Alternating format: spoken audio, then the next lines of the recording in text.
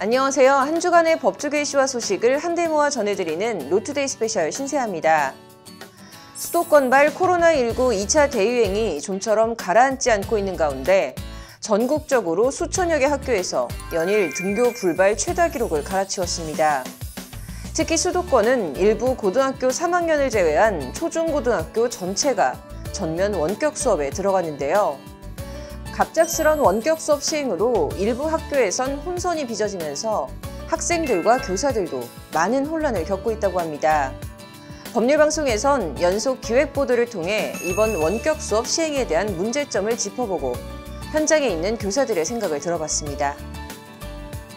택시업계에 줄지어 일어나고 있는 최저임금 청구 소송 지속적으로 보도해드리고 있는데요. 그런데 이 택시 노사 간 줄소송엔 최저임금 미지급 문제뿐만 아니라 이른바 부가가치세 환급, 착복 문제도 얽혀 있다고 합니다. 무엇이 문제인지 택시기사와 회사 양측의 입장을 직접 취재했습니다. 그 외 기획보도 이어서 전해드리겠습니다.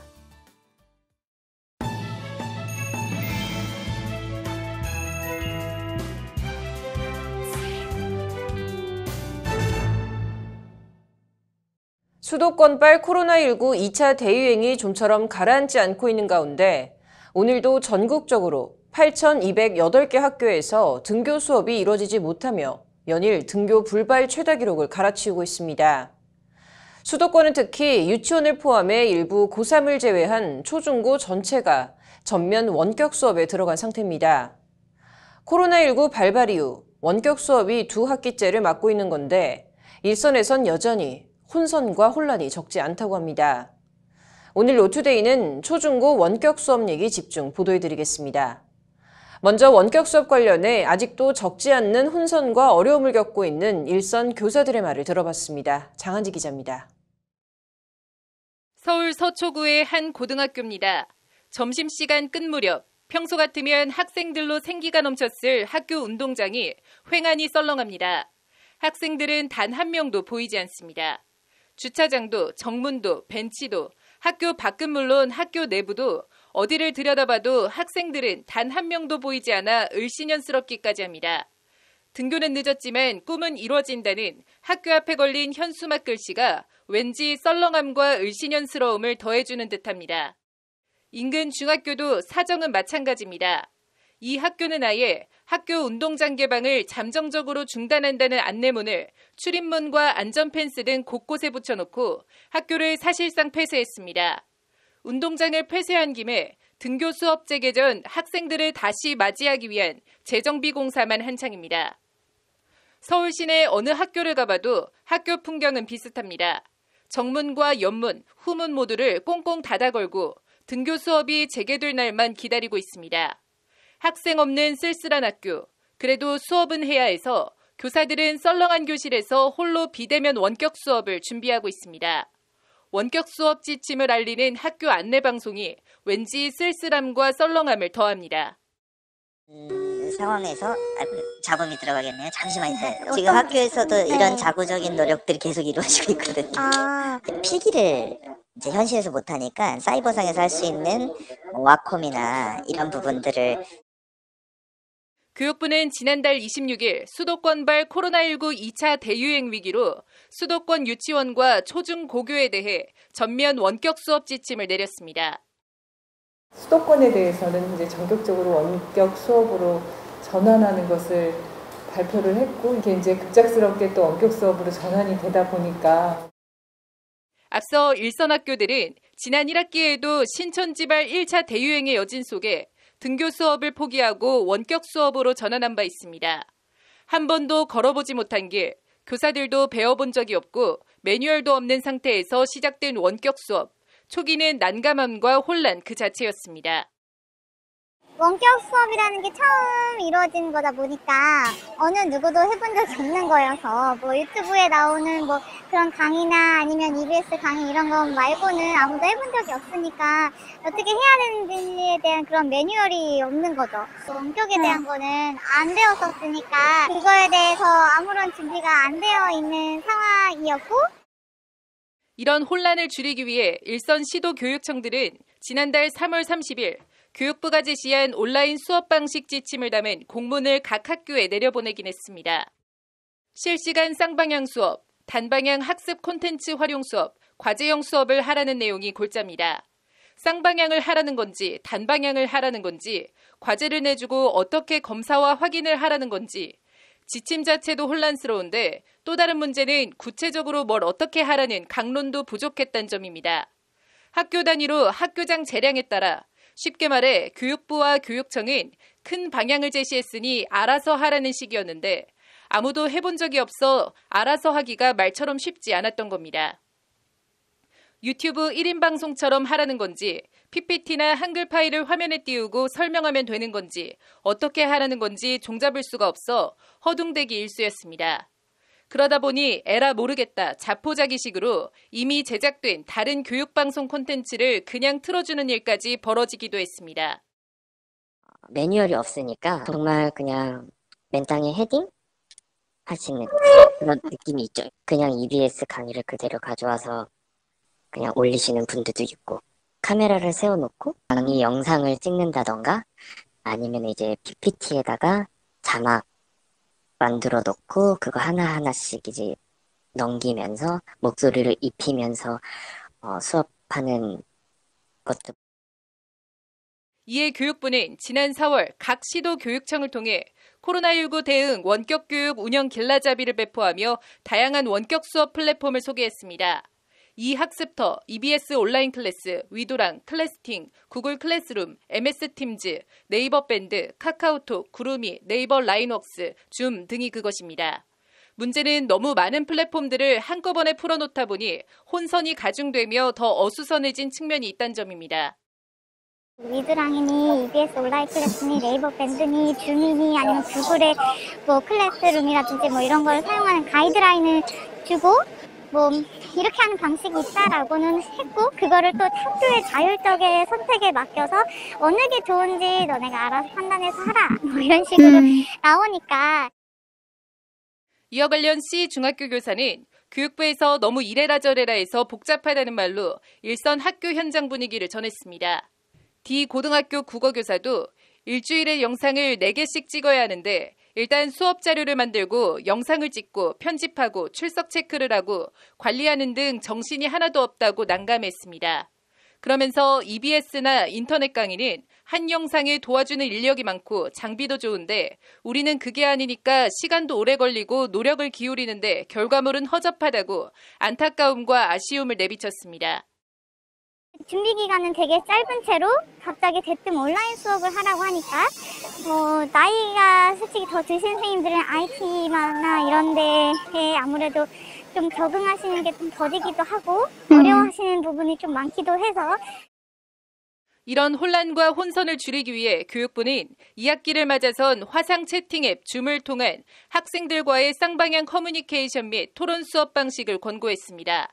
그런데 이게 또 현실을 잘 모르는 탁상 행정이라는 지적과 비판도 일각에서 나오고 있습니다.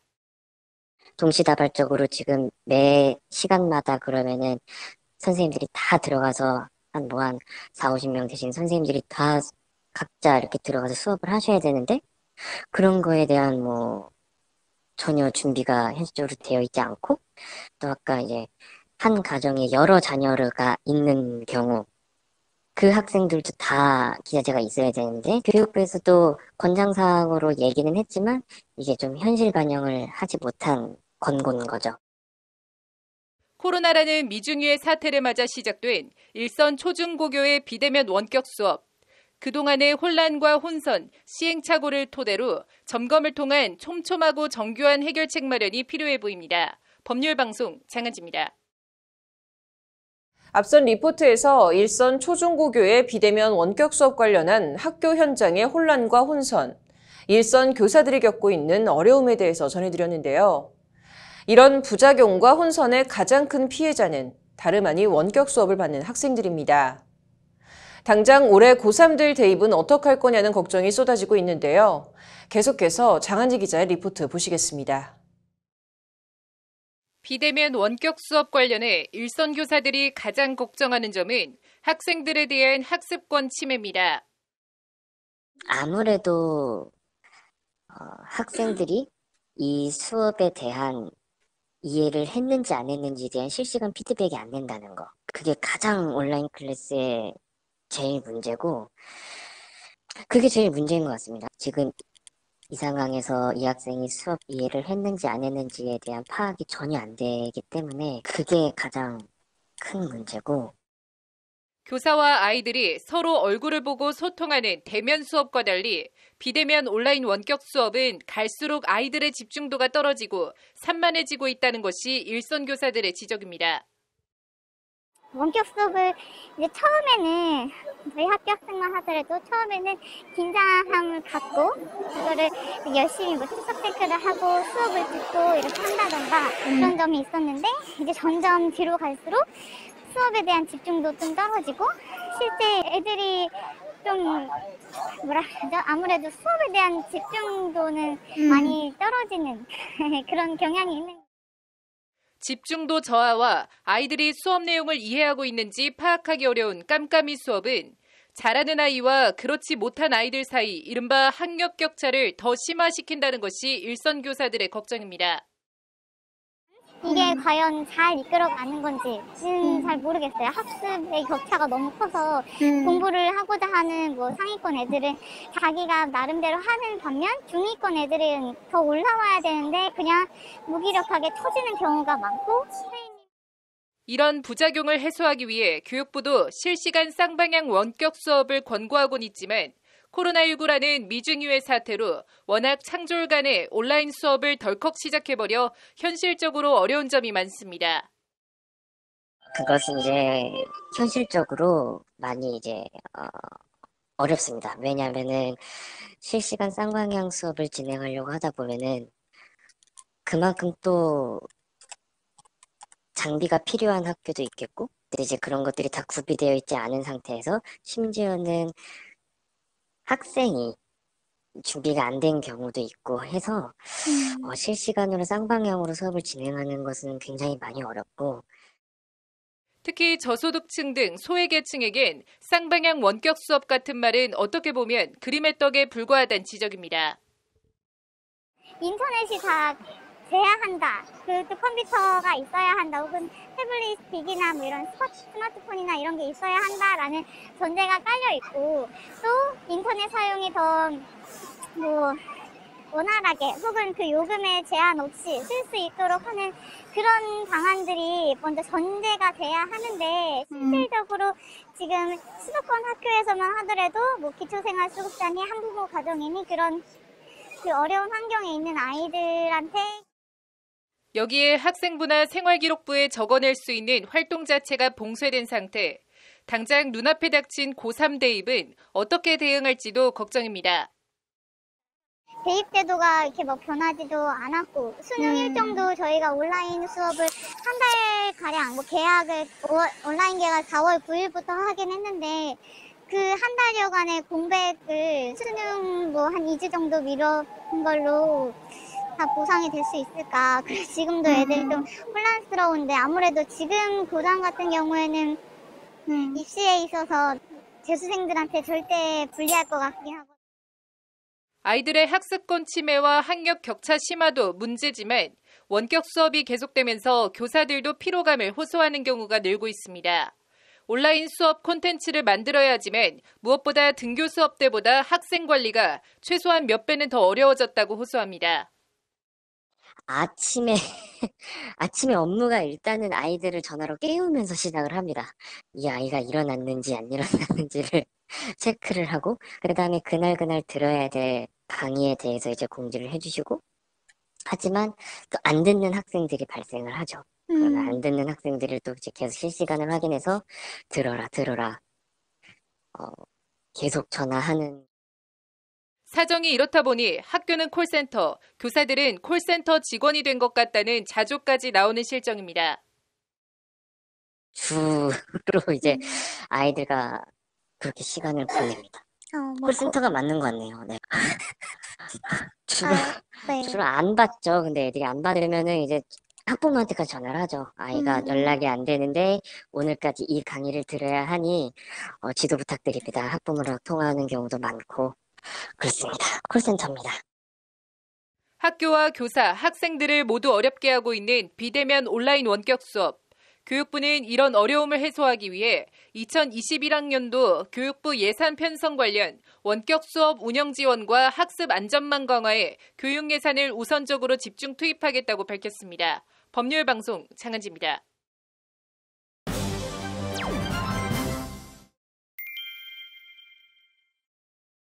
일선 학교들이 겪고 있는 원격 수업 혼란과 문제점에 대해 어제 오늘 집중 보도해드리고 있는데요.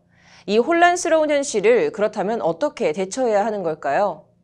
중학교에서 국어교사로 18년째 교편을 잡고 있는 박정현 한국교총 교육정책연구소 부소장을 만나 현 상황에 대한 진단과 해법을 들어봤습니다. 장한지 기자가 보도합니다. 한국교총 산하 교육정책연구소 박정현 부소장은 코로나19로 인한 전격적인 비대면 원격 수업으로 나타난 일선 학교의 혼란과 혼돈을 너무 빨리 온 미래라고 표현했습니다. 갑자기 전면적으로 온라인 원격 수업이 실시될지는 아무도 예상 못했고 그만큼 어떻게 보면 혼란은 당연하단 겁니다. 교육 현장에서는 되게 힘든 게 사실이에요. 이게 준비가 돼 있었던 상황이 아닌 상태에서 지난 3월에 갑작스럽게 이렇게 들어오게 됐고, 막상 전면적으로 너무 빨리 온 미래라고 표현을 해야 될 것 같은데, 이런 상황이 돼 버리니까 당황을 할 수밖에 없는 거죠. 한 학기 동안 원격 수업을 실시하긴 했지만 일선 학교 현장에서 교사들이 겪는 혼란과 어려움은 여전하다는 것이 박정현 부소장의 말입니다. 그동안 굉장히 많은 연수들도 받으시고 테크니컬한 부분들을 연습을 하셨다고 하더라도 여전히 낯선 거는 사실이거든요. 이게 준비를 했어도 아이들이 안 들어오거든요. 들어오질 않고 솔직한 이야기로 출석 체크하다가 끝나는 경우도 많아요. 집중도도 떨어지게 되고. 이런 상황을 처음 겪는 학생들은 학생들대로 혼란스럽고 어려움을 겪고 있기는 마찬가지입니다. 아이들이 이제 토로하는 게 수업 방식들이 정말 뭐 다양하기 때문에 거기서 힘들어하는 부분, 물론 그런 것들도 있지만 이제 이게 어떻게 보면 본인들도 방치되고 있다라는 생각들을 하는 것 같아요. 그래서 대부분 이제 혼자 시간을 보내면서 온라인으로 제공되는 수업을 해야 되는 입장에서는 아이들이 좀 어려움을 겪고 있는 게 사실이죠. 한 학기 원격 수업을 해봐서 아이들도 나름 익숙해지고 적용한 부분은 있는데 이게 또 안 좋은 방식으로 적응을 해가고 있다고 박정현 부소장은 걱정합니다. 제가 이제 만나보는 학생들의 경우를 보면 이제는 온라인 학습에서 이루어지는 것들을 그냥 흘려 듣듯이 이렇게 보는 경우들이 정말 많은 것 같아요. 또 초등학교 학생들도 보면 화면은 띄워놓고 뭐 게임을 하는 아이들도 있는가 하면 이제 학습이 어느 정도 되는 친구들의 경우도 자기의 어떤 수준에 맞지가 않는 경우는 그냥 무음으로 켜놓고 다른 그냥 과제를 하는 경우들도 많고. 아이들의 이런 모습을 박정현 부소장은 익숙해졌다는 것이 참 무서운 것 같다며 익숙해짐을 잘 하고 있는 것으로 착각해서는 안 된다고 경계하며 강조합니다. 근데 저는 이 익숙해졌다는 게 참 무서운 것 같아요. 보면 익숙해진 게 과연 잘하고 있는지에 대한 거는 전혀 다른 접근이거든요. 그래서 이제 이런 부분들은 우리가 봤을 때 겉으로 보여지는 지표가 이수율이 높다, 많은 학생들이 하고 있다라고 하는 거에 만족하면 안 될 것 같다는 생각이 들어요. 익숙해졌다는 게 결코 잘하고 있는 것은 아니고. 온라인 수업 이수율 같은 숫자의 함정에 빠져서는 안 된다는 건데 원격 수업이 오히려 학생들의 전반적인 실력 하락과 학력 격차 심화를 가속화하고 있다는 겁니다. 실제 성적 정규 분포를 보면 중위권 학생들이 차지하는 성적 분포가 눈에 띄게 얇아졌다고 합니다.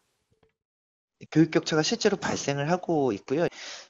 중위권 학생들의 경우 일반적인 이제 성적 분포를 보게 되면 가장 두터운 부분을 형성하게 되거든요. 이게 정규 분포에 따라서. 그런데 이 부분이 굉장히 줄어들었어요.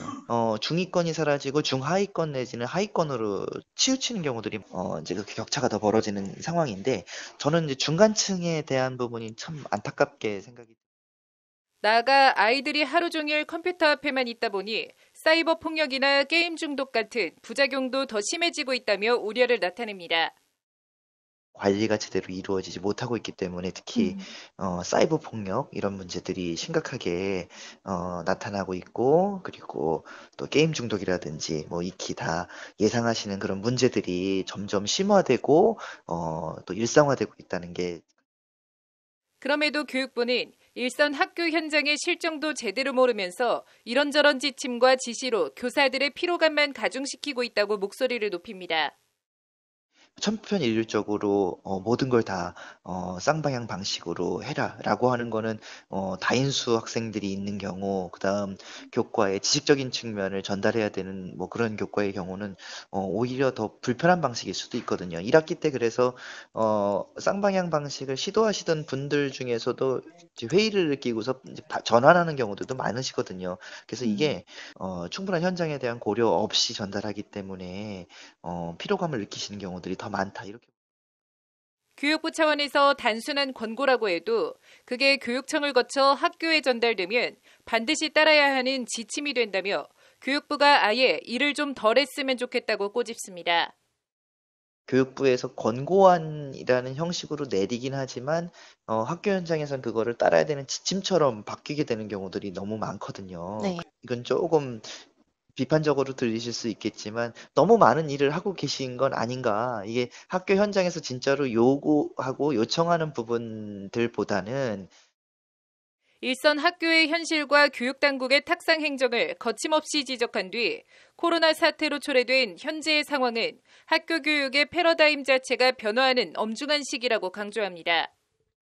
이 코로나로 인해서 사실은 학교 교육의 패러다임이 바뀌는 거는 분명한 것 같아요. 그렇기 때문에 코로나가 종식되더라도 상당 부분 학교 환경은 많이 변할 것 같고, 그리고 이제 학교에서 교사에게 필요한 역량도 변화가 될 것 같아요. 그동안은 우리가 이렇게 비대면 상황에서 이제 수업하는 뭐 스킬 정도라고 생각을 했는데 그게 아니라 이런 패러다임의 전환은 학교는 무엇인가, 무엇이어야 하는가, 학교의 존재 이유에 대한 근본적인 성찰과 질문을 던지고 있다고 진단합니다. 돌아갈 수 있는 상황도 아닌 거고. 그래서 저는 이게 향후 교육에서는 이제 교육부 장관님께서도 부총리님께서도 말씀하셨지만 이게 미래 교육의 어떤 전환 시점이다. 자퇴하는 경우들도 많아질 거고요, 아이들이. 그리고 또 어떤 경우에는 이제 홈스쿨링을 더 선호하는 방식들. 그동안 이제 학교 교육이 가지고 있었던 부분들이 오프라인 중심으로 돼 있었기 때문에 우리가 미처 생각하지 못했었던 것들이 지금 이 코로나 시대에서는. 그러면서 혼란과 위기는 어떻게 대처하고 극복하느냐에 따라 기회가 될 수 있다며 교육당국은 우선 일선 학교 차원에서 할 수 없는 정책과 제도적인 면에 집중해 줄 것을 제안했습니다.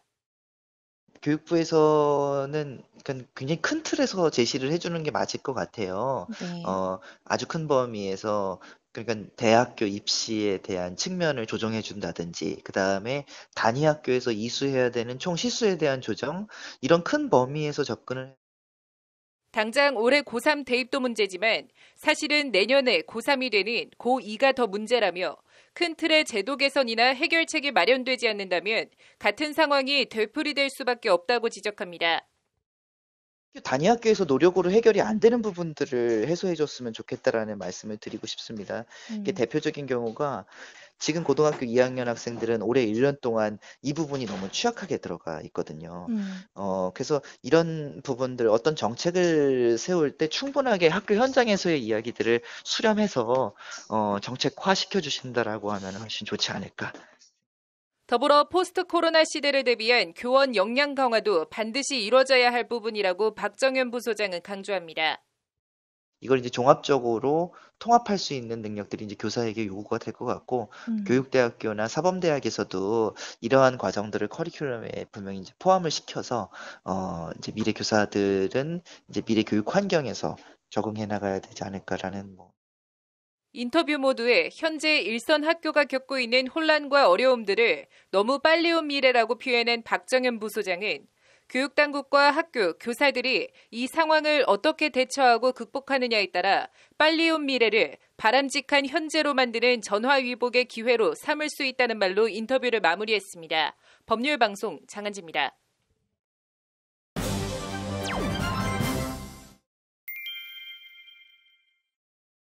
법률방송에서는 지난주 택시업계 산학금 제도와 이른바 초과 운송수익금, 그리고 택시기사 최저임금 미지급 줄소송 관련한 얘기 집중 보도해드렸는데요.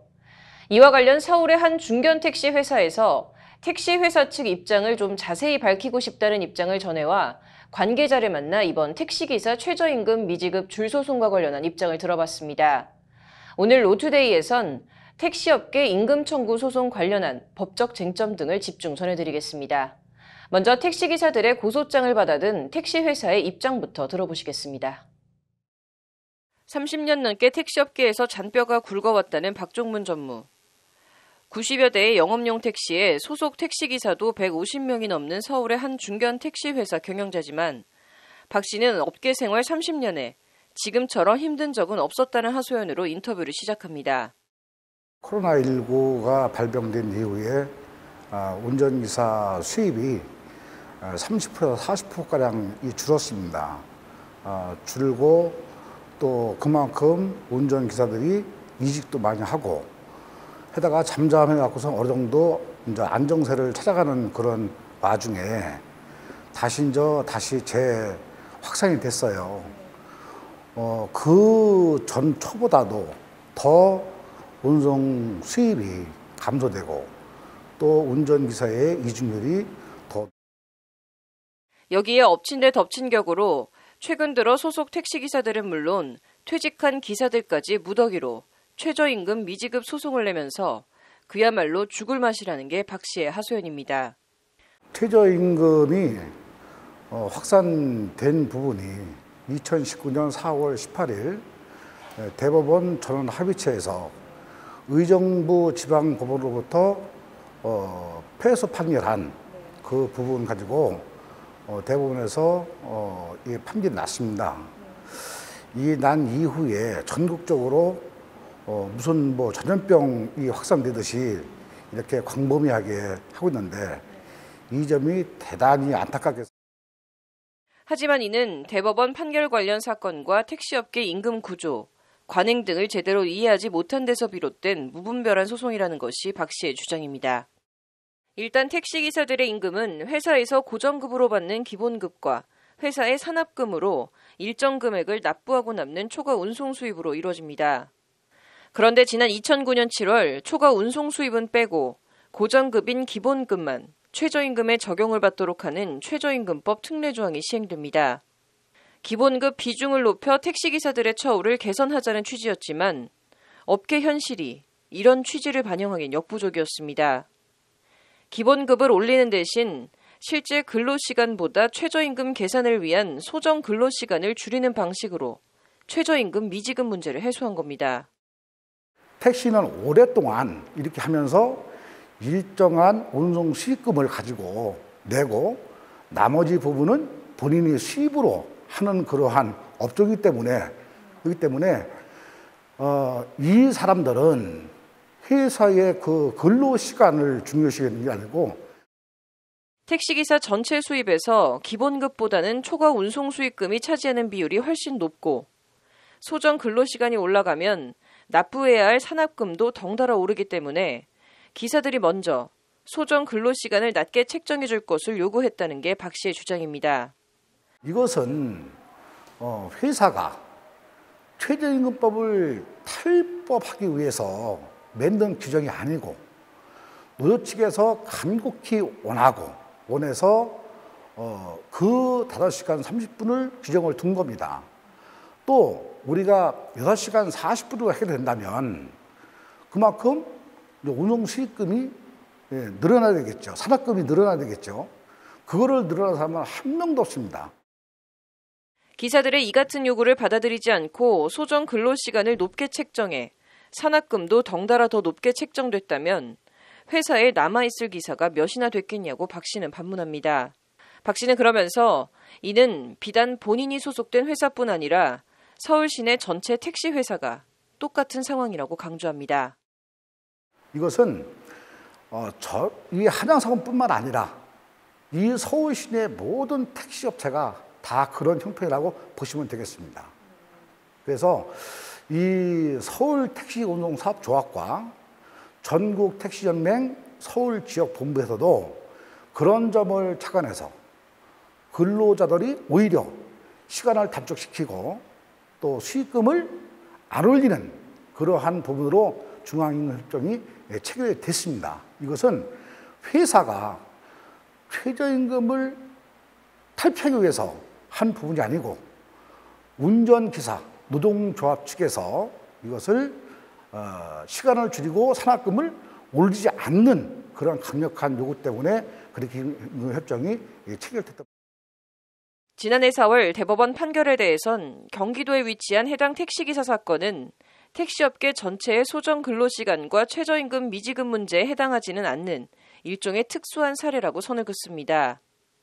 이 경기도 택시회사 사례는 최저임금이 오르자 이에 맞추기 위해 소정 근로시간을 더 줄인 누가 봐도 꼼수가 명백한 경우로 일반적인 사례는 아니라는 겁니다.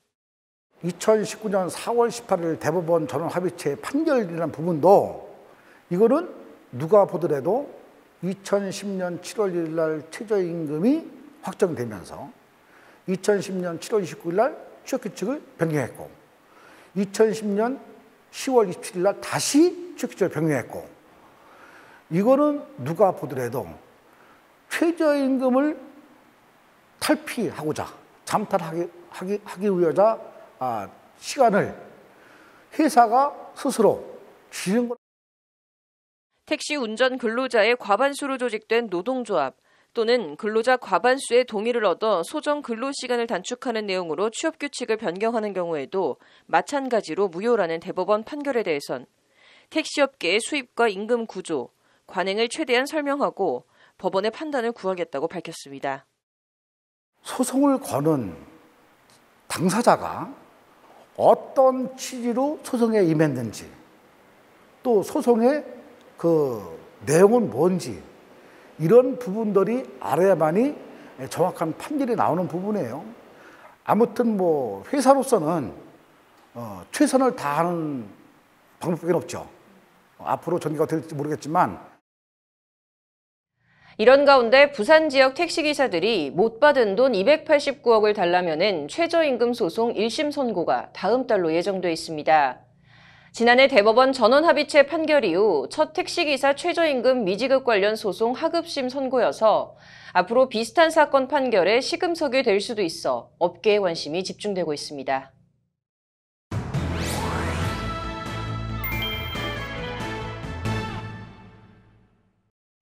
네, 택시업계 최저임금 줄 소송 얘기 더 해보도록 하겠습니다. 남성환 변호사의 시사법률입니다. 남 변호사님 어서 오십시오. 네, 일단 먼저 그동안 경과부터 좀 간략하게 정리해 볼까요?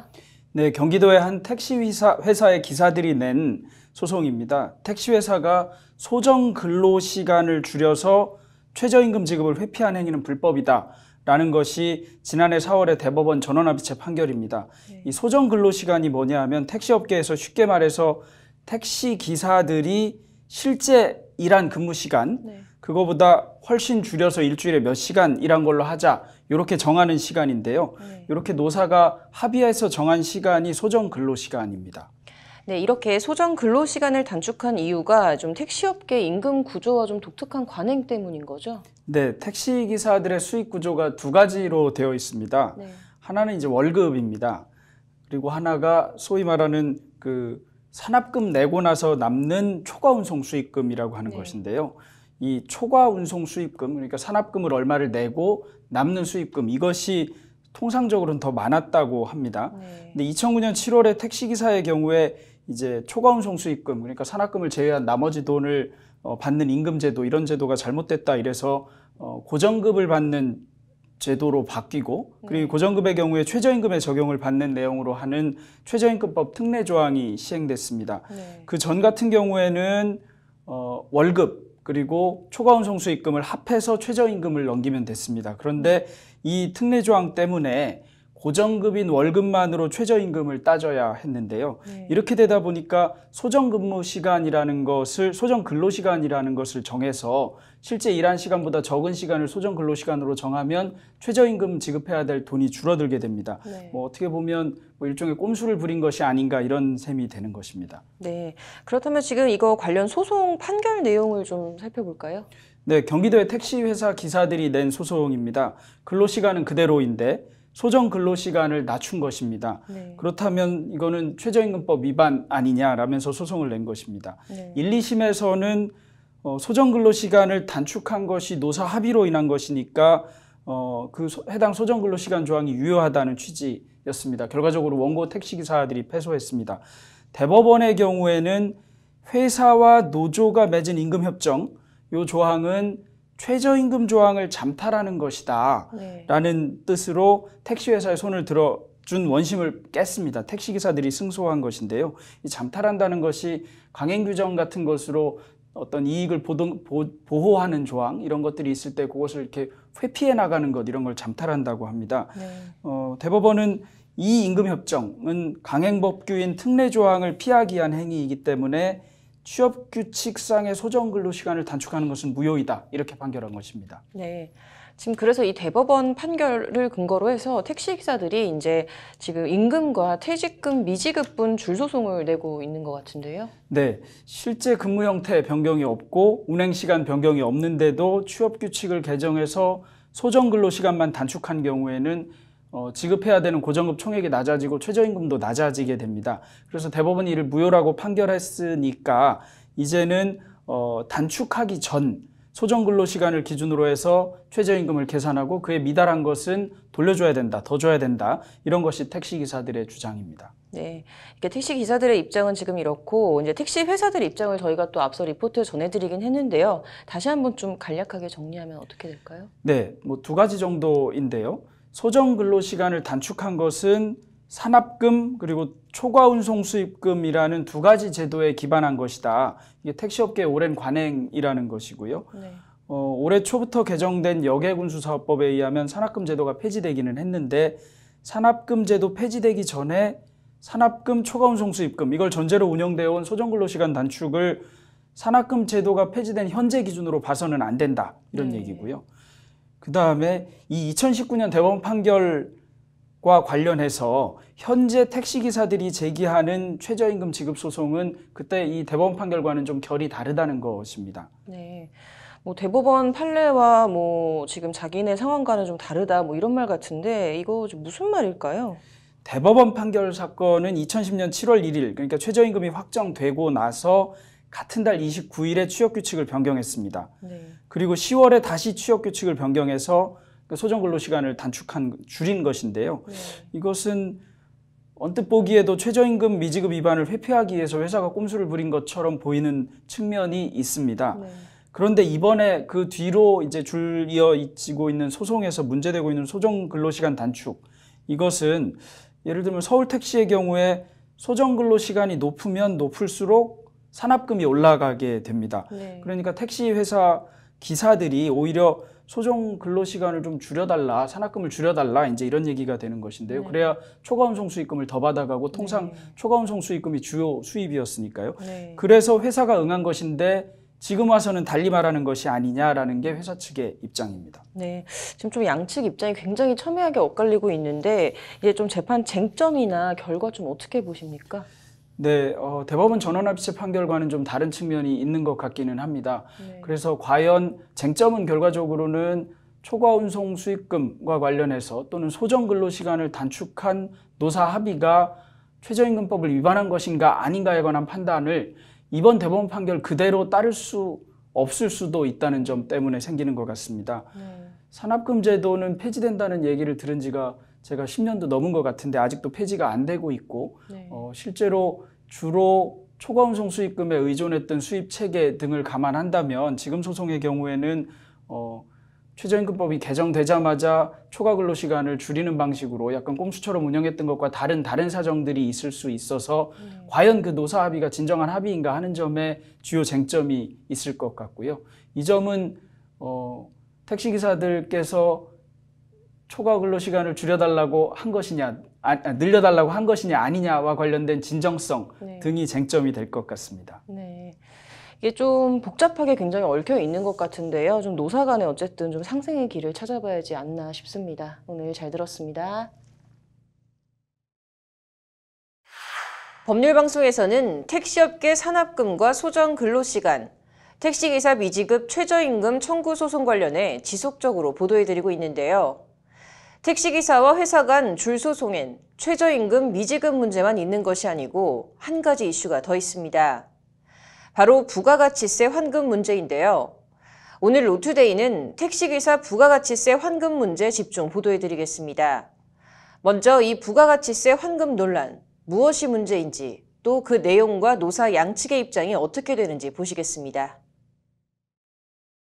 법률방송 취재진과 만난 택시기사들은 원래도 택시일이 장시간 노동의 박봉이었지만 코로나가 덮친 올해처럼 어렵고 힘든 상황은 정말 겪어온 적이 없다고 한 목소리로 호소합니다.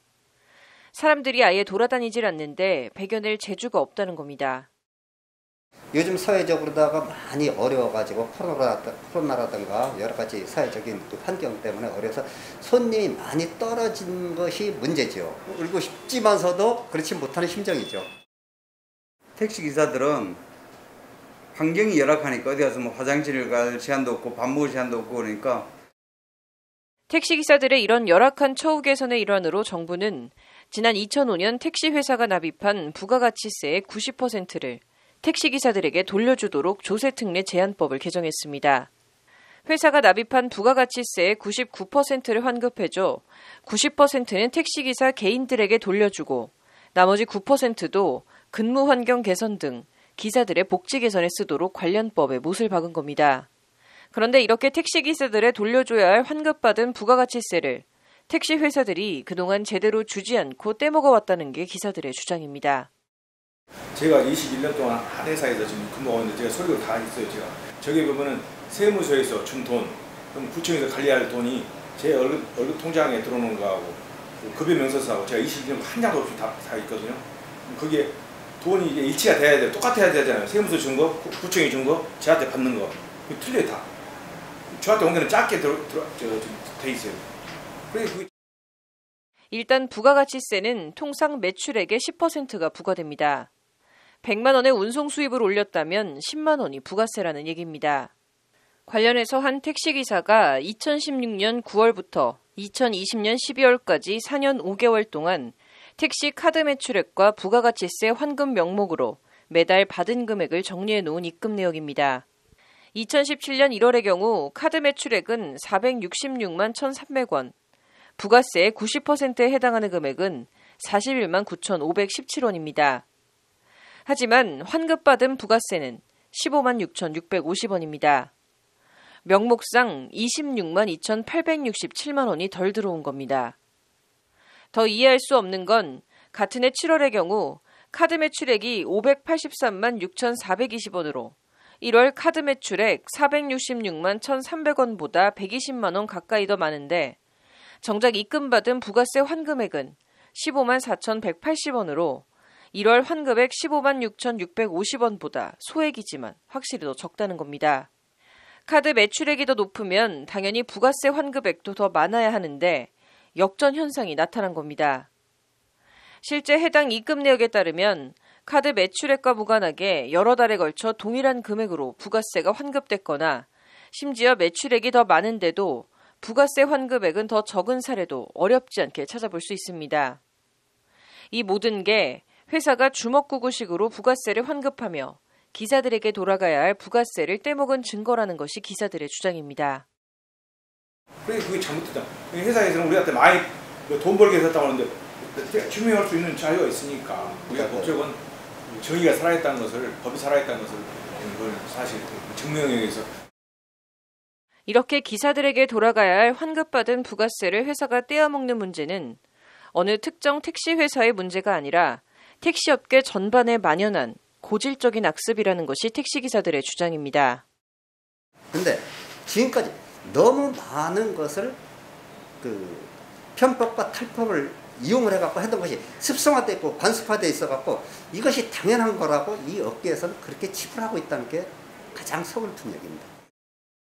저 개인적으로 생각할 때는 전국 택시 회사들은 흡혈귀라고 봐요. 이게 기사가 다쳐도 병원에 입원해도 면회 한번 가는 사람이 그냥 앵벌이 돈 벌어오는 사람, 이런 여러 가지 부분에서 모든 돈에 관련된 거를 기사하고 관련되면 하나에서 10가지 다 칼질을 한단 말이죠. 이에 대해 택시 회사 측은 회사가 기사에게 돌아갈 환급 부가세를 떼어먹는다는 주장은 오해에서 비롯된 일이라고 반박합니다. 일단 매출의 10%가 부가세로 부과되는 것은 맞지만 환급과 관련해 부가세는 매출세액에서 매입세액을 뺀 금액으로 결정됩니다. 여기서 매입세액은 차량 구입비나 유지비, 유류비 등 회사 운영에 필요한 비용을 말합니다.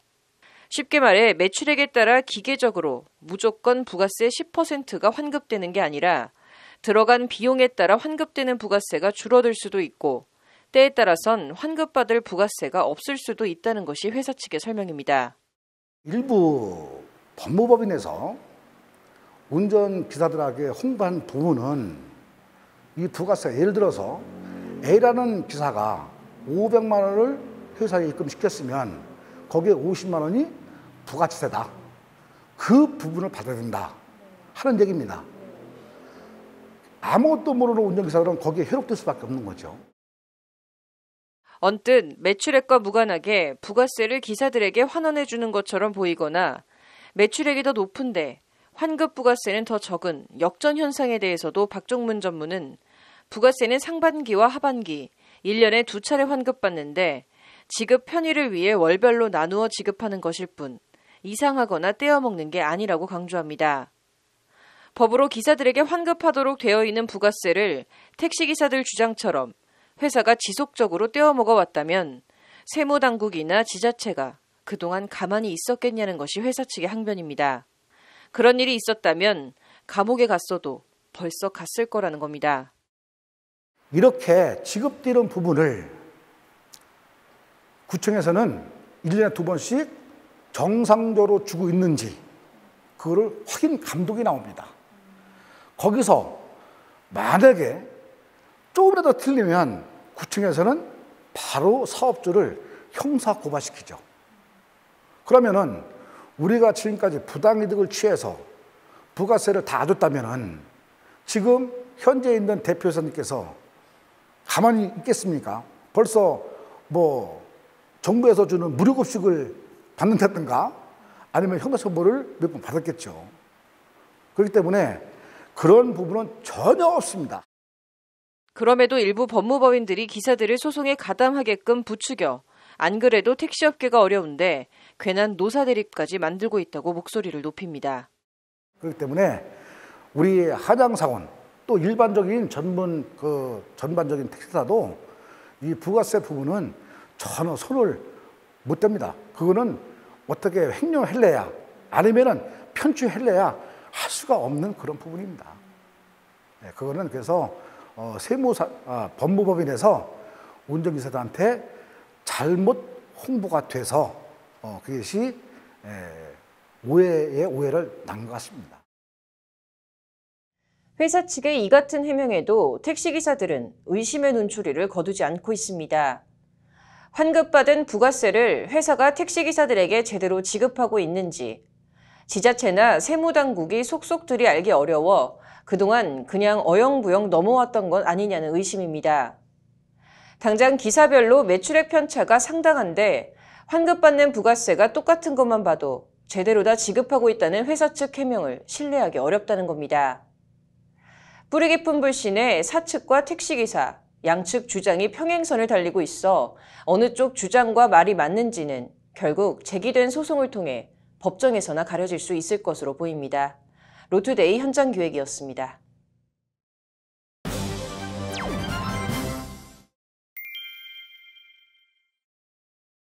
택시기사 최저임금 미지급과 경감된 부가가치세 미환급 논란 관련해서 앞서 보신 것처럼 기사들과 회사 측의 주장이 팽팽히 맞서고 있습니다.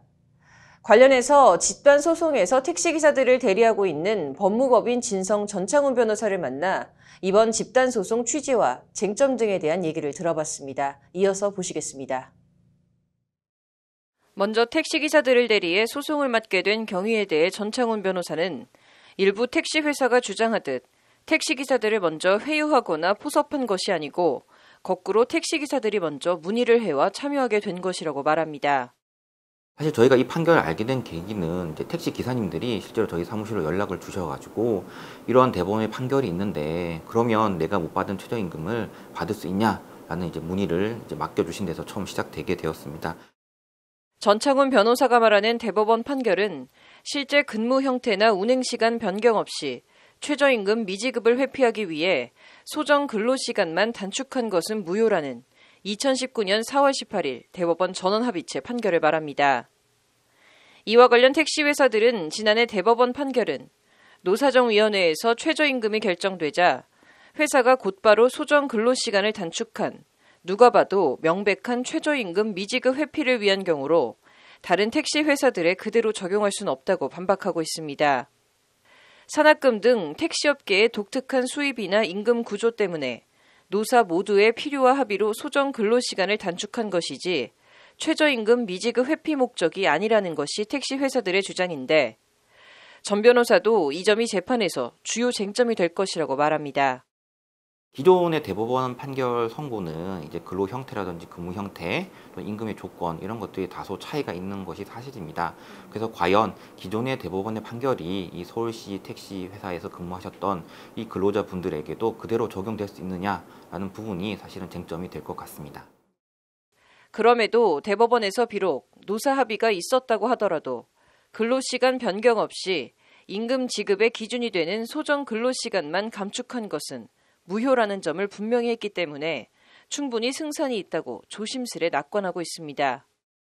특히 이제 대법원에서 중요하게 판단하였던 실질적인 근로 조건의 변경 없이 이제 최저임금법 적용을 피하기 위해서 근로협약을 체결하였다라는 부분인데요. 그래서 이러한 근무 형태의 변경이 없다라는 부분은 사실 서울 지역이나 또는 파주의 그 택시 회사의 경우나 다를 바가 없기 때문에 저희는 그 기존의 대법원 판결이 그대로 적용될 수 있다고 판단하고 있습니다.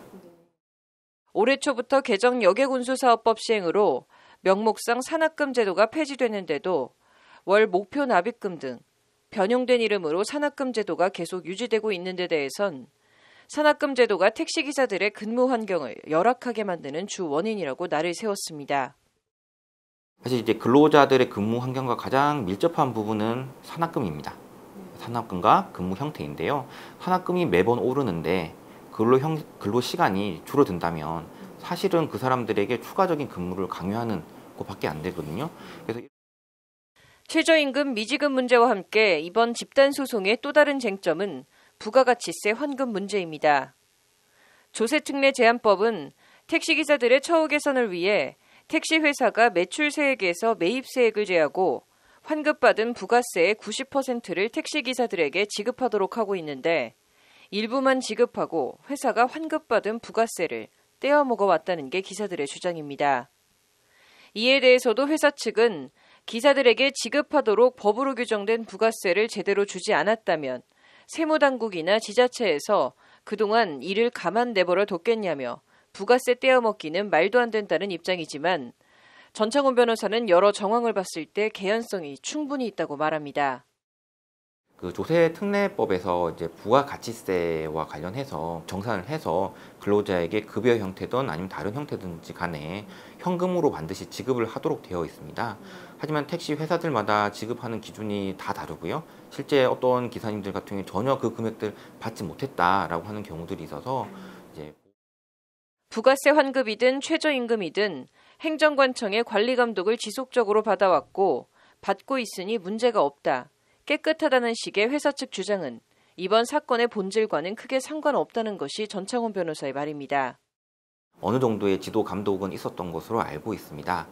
하지만 이런 행정적인 개입이 있었다고 하여서 이 최저임금법 위반이 아니었던 것이 되는 건 아니기 때문에 이런 주장은 사실은 좀 어떻게 보면 논의의 맥락을 벗어나는 주장이라고. 인터뷰 말미 승소하면 상당히 높은 비율의 이른바 성공 수수료를 가져가지만 일단 단돈 몇만 원의 소송을 맞는 식으로 택시기사들을 선동해서 줄 집단 소송을 유도하고 있다는 일부 비판이 있다. 어떻게 생각하냐고 단도직입적으로 물어봤습니다. 그런 비판이 있다는 건 알지만 을의 권리 찾기 차원에서 누군가는 반드시 해야 할 소송이라는 답변이 돌아옵니다. 이런 형식의 단체 소송에 대해서 밝은 면과 어두운 면이 사실 존재하는 건 사실입니다. 택시 회사 입장에서는 저희 법인에서 택시 기사들을 선동해서 소송을 제기하고 있다라는 식의 주장을 실제 소송에서도 하고 있습니다. 하지만 반대로 기사님들 입장에서는 흔히 말하는 이게 갑과 을의 관계이거든요. 그래서 기사님들 입장에서는 택시 회사를 상대로 본인의 권리를 적극적으로 주장한다는 것이 굉장히 어렵습니다. 기사님들 입장에서는 비용 부담에 대한 부담은 덜고 본인의 권리를 찾는 그런 기회를 받을 수 있어서 굉장히 저희한테 고맙다라는 의사표시를 올리려. 전창훈 변호사는 그러면서 인터뷰 내내 개정 택시사업발전법에 따라 내년부터 시행될 택시기사 완전 월급제를 앞두고 산업금과 최저임금 미지급 문제는 반드시 어떤 식으로든 정리하고 넘어가야 하고 그런 차원에서도 이번 소송은 중요하다고 여러 차례 강조합니다.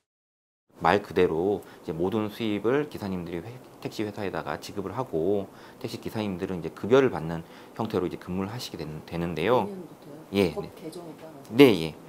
그래서 전액 관리제가 시행되기 전에 사실은 이 부분이죠. 정리되지 못한 최저임금 미직 부분을 사실 정리하는 것이 앞으로 성공적인 전액 관리제 정착을 위해서도 반드시 필요하기 때문에 택시기사 최저임금 미지급과 부가가치세 미환급 문제는 공동소송 플랫폼 화난 사람들을 통해 집단소송에 동참할 수 있습니다. 실질적인 전액 관리제 시행에서 중요한 분기점이 될 것이라고 생각이 듭니다. 만약 이 판결을 통해 가지고 결국은 최저임금을 보장받지 못한다라고 한다면 이 전액 관리제를 운영함에 있어서도 기존의 운영 방식과 다르지 않은 그런 형식의 운행이 계속 반복될 수 있는 우려가 있기 때문에 그러한 점들을 이제 해결하기 위해서는 이 사건을 통해서 현명한 판단이 이루어져야 될 것입니다. 법률방송 신세아입니다.